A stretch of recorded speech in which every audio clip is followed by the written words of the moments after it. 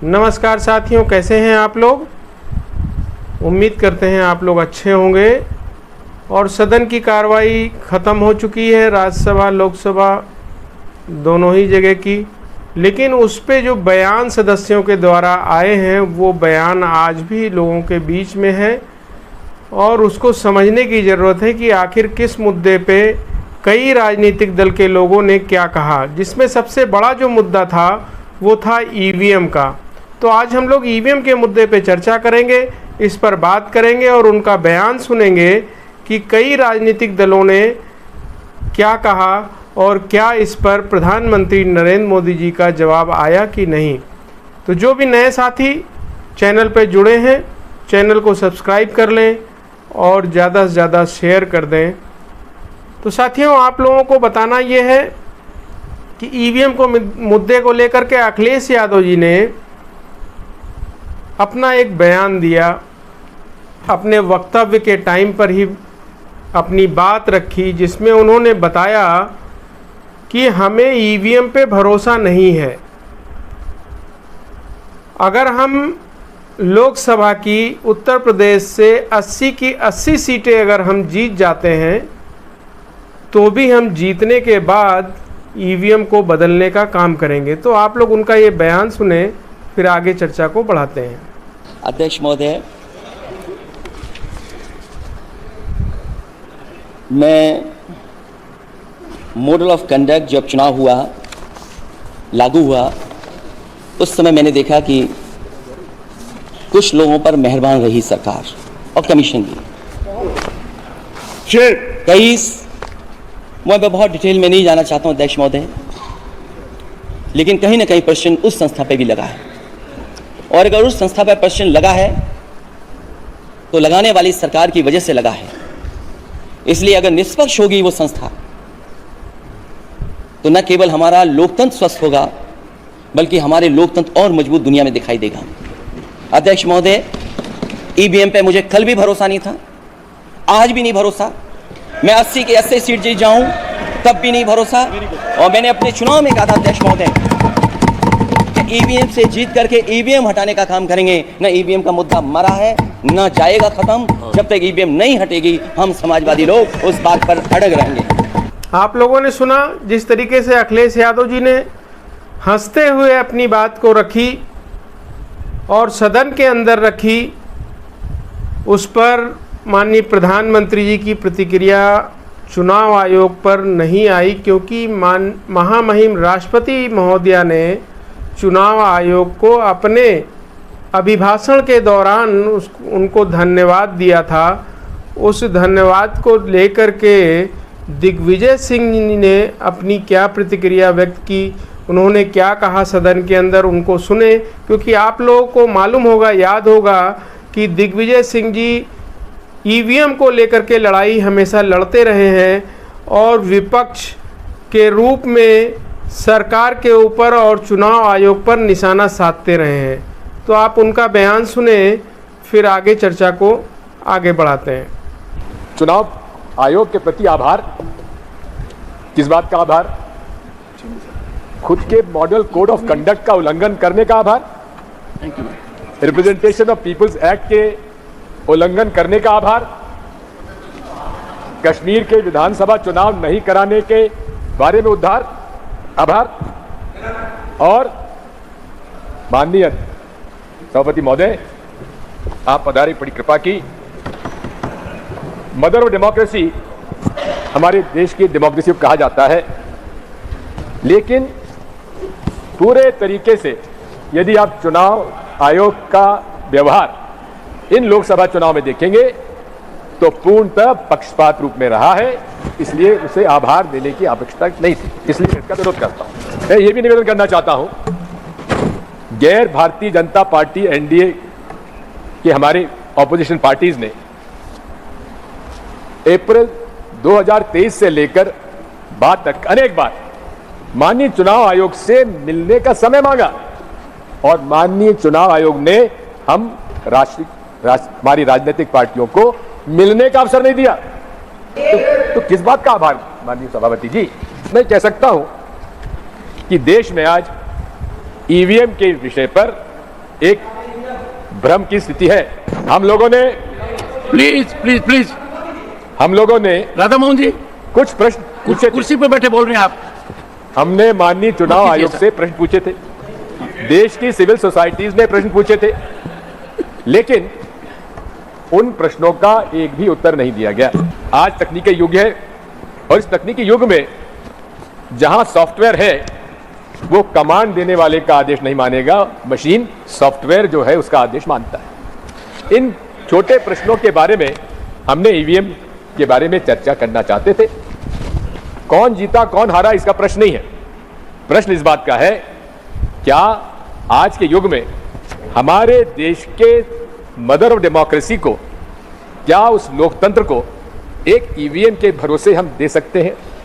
आज के युग में जहां दूर दराज देशों में रहने वाले लोग रिजर्व बैंक को हैक कर लेते हैं, उनकी वेबसाइट को, और मिलियन डॉलर चुरा लेते हैं, वहां ईवीएम को हैक करना कोई बड़ी बात नहीं है। होता है कि नहीं होता ये चर्चा का विषय है, मैं उसमें ज्यादा नहीं जाना चाहता, लेकिन इतना जरूर है, ये मेरा अधिकार है, मैं जहां वोट डालूं वहां वोट गिरना चाहिए और उसको उसकी गिनती होना चाहिए। हमें 7 सेकंड के लिए दिखता है कहां वोट गया कहां छपा, ये जानकारी नहीं है। कारण यह है कि बैलेट यूनिट का कमांड आता है वीवीपैट में और वीवीपैट का कमांड जाता है कंट्रोल यूनिट में। तो कंट्रोल यूनिट में कमांड कहां से जाता है? वीवीपैट से। और वीवीपैट में सॉफ्टवेयर क्या डला है हम लोग को मालूम नहीं है। अरे सॉफ्टवेयर आप उजागर क्यों नहीं करते, क्यों डरते हैं? क्यों चुनाव आयोग ईवीएम के बारे में बात करने से तैयार नहीं?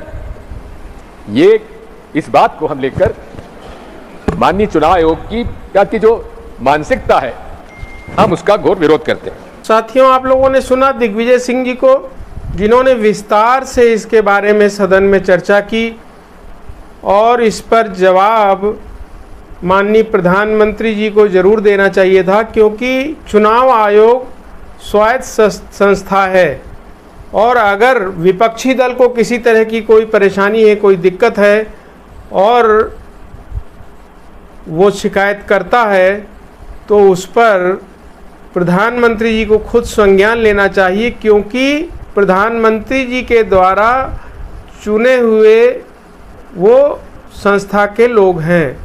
उस संस्था के जो प्रमुख हैं उनका चुनाव प्रधानमंत्री जी के द्वारा किया जाता है। तो ऐसी स्थिति में अगर विपक्ष संतुष्ट नहीं है तो उसकी संतुष्टि के लिए माननीय प्रधानमंत्री जी को आश्वासन देना चाहिए कि हम इस पर उनसे बात करेंगे, लेकिन उस पर कोई बात नहीं आया।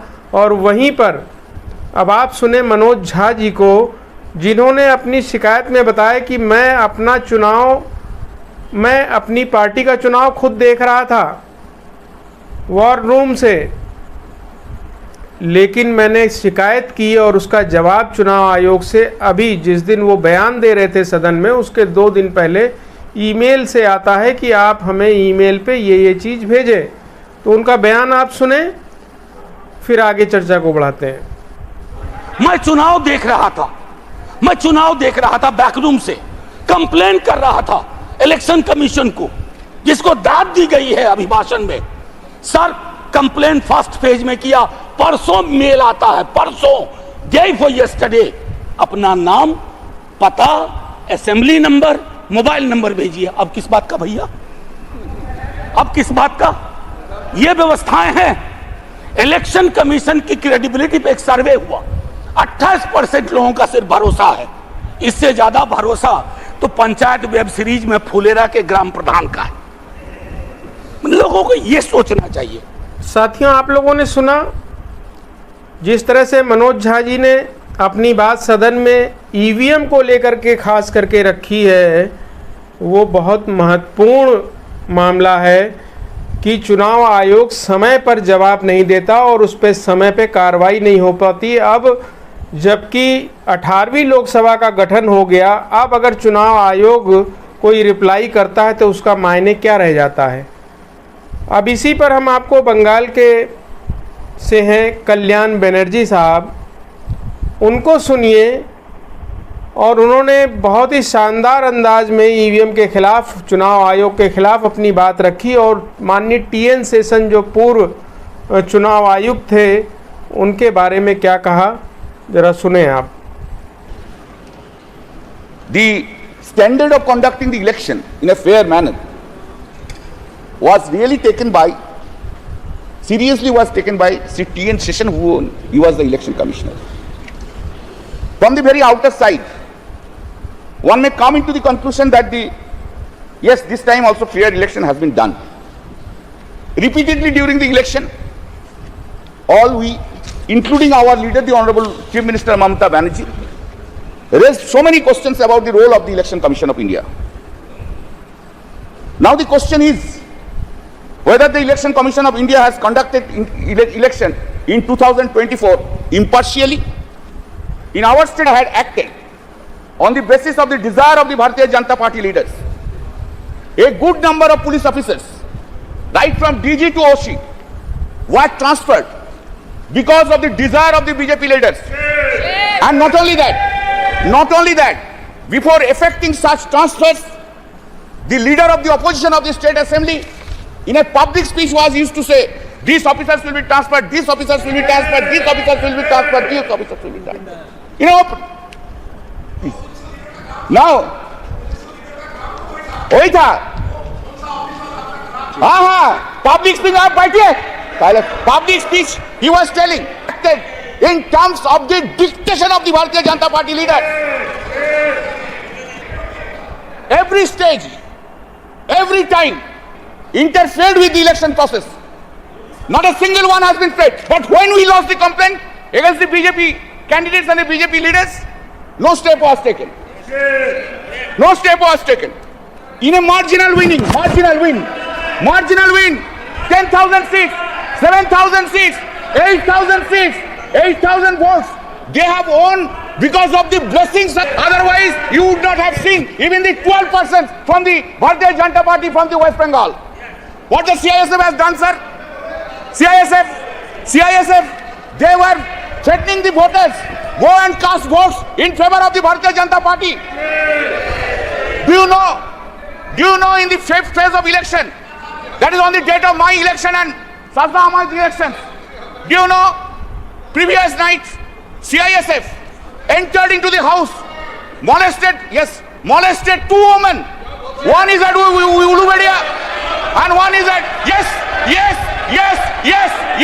and one is at my constituency, Jangipara. It is the same that his CISF have entered into the house.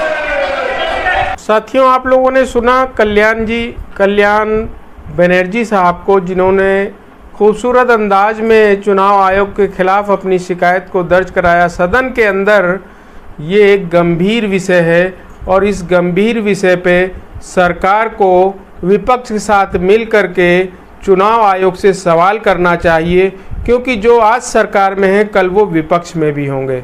इसी के साथ में हम आपको एक और आखिरी बयान ये सुनवाते हैं, वर्षा गायकवाड़ जी का है, जो कांग्रेस पार्टी से हैं और पहली बार सदन में चुन करके पहुंची हैं। उन्होंने अपना एक्सपीरियंस जिस तरह से बताया है, वो बहुत ही गंभीर विषय उन्होंने उठाया है। अब आप लोग सुने वर्षा गायकवाड़ जी को। सन्मान्य अध्यक्ष महोदय, महामहिम राष्ट्रपति ने निवडणूक आयोग के बारे में, चुनाव आयोग के बारे में जो तारीफ की है, उसके मामले में थोड़ा सा सन्मान्य अध्यक्ष महोदय मैं अपना एक्सपीरियंस बताना चाहती हूँ। हम सब संसद के लोगों ने चंडीगढ़ का तो इलेक्शन सन्मान्य अध्यक्ष महोदय देखा ही था कि जिस तरह से वो रिटर्निंग ऑफिसर काम कर रहा था, लेकिन महाराष्ट्र की जनता ने तो सन्मान्य अध्यक्ष महोदय चुनाव आयोग का काम भोगा भी है।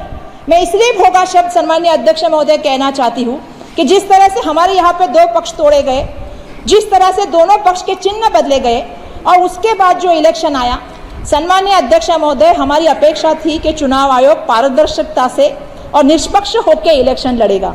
लेकिन दुर्भाग्यवश सन्मान्य अध्यक्ष महोदय मुझे कहना पड़ेगा कि मशीन पे एक जैसे चिन्ह होने नहीं चाहिए, ये क्राइटेरिया है। लेकिन हमने महाराष्ट्र में देखा कि जहाँ पे तुतारी थी वहाँ पे पिपानी थी, जहाँ पे मशाल थी वहाँ पे आग फेंकने वाली वो क्या कहते हैं चिमनी थी। तो इस तरह के काम जो है मशीन पे किए गए। सन्मान्य अध्यक्ष महोदय, एक कैंडिडेट के 3 नाम, 4 नाम, वर्षा गायकवाड़ के सामने 2 वर्षा गायकवाड़ आई। तो इस तरह से जो इलेक्शन लड़ा गया, मैं नहीं समझती सन्मान्य अध्यक्ष महोदय ये योगायोग था। ये पूरी तरह से सम्मानीय अध्यक्ष महोदय कहीं ना कहीं सोची हुई बात थी। सम्मानीय अध्यक्ष महोदय 400 पार का नारा था और 400 पार के नारे के लिए ये सब चल रहा था क्या? तो साथियों, आप लोगों ने सुना जिस तरह से राज्यसभा और लोकसभा में ईवीएम को लेकर के सवाल उठाए गए और उस पर कोई जवाब नहीं आ रहा है, ना ही चुनाव आयोग जवाब देता है, क्योंकि उसके पहले चुनाव आयोग से मिलने के लिए विपक्षी दलों ने कई बार वहां पर नोटिस दिया, लेकिन उस पर उन्होंने कोई संज्ञान नहीं लिया और ना ही उन्हें बुला करके उनसे बात की गई। और अब जब वहां पर लोगों की बात नहीं सुनी गई तो सदन में इस मुद्दे को उठाया गया। अखिलेश यादव जी ने तो साफ साफ कह दिया कि हम ईवीएम पे किसी भी हालत पे भरोसा नहीं कर सकते, चाहे हम ईवीएम से जीत कर भी आ जाएंगे उसके बाद भी हम ईवीएम को हटाने का काम करेंगे।